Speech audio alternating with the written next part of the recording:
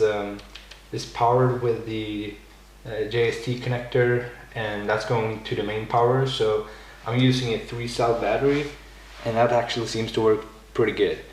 And for your information, it's a 600 milliwatt transmitter, but you know, since it's an RC car, I think you can go pretty overkill with the video transmitter.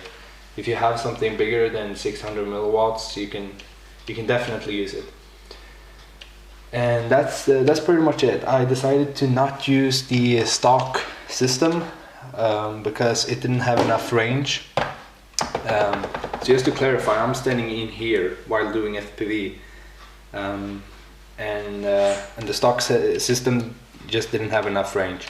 So I put my X8R receiver and used the FreeSky Traxxas. So the throttle is in the middle, so anywhere upwards is forward throttle, and anything else, what is it called, under it is reverse.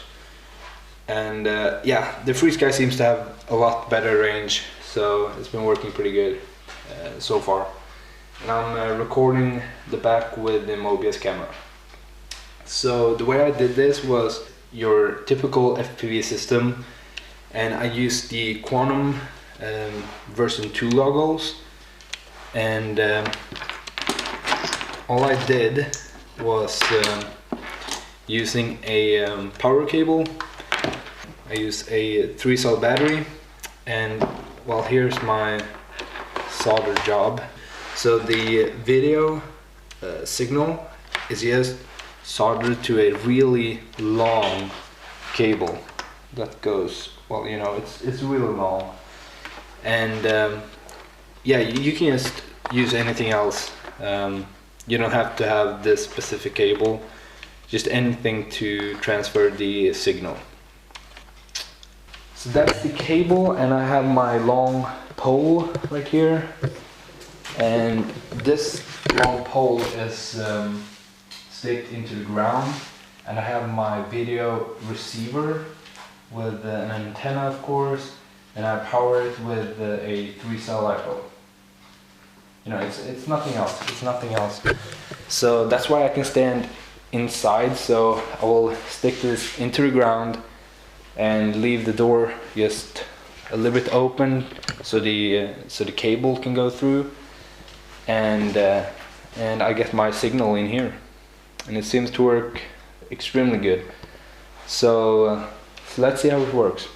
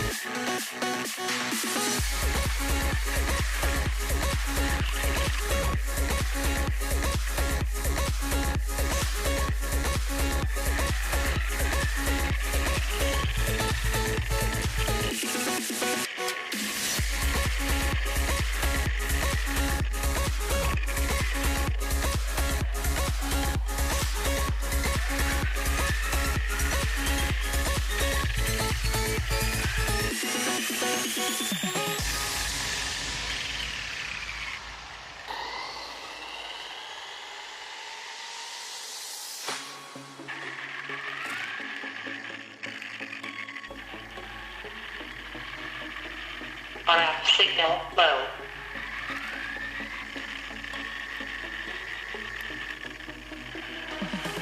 RF signal critical.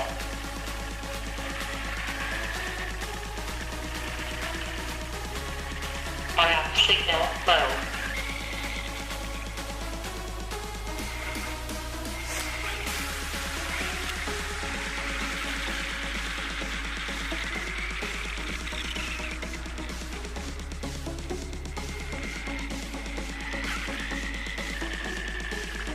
RF signal low.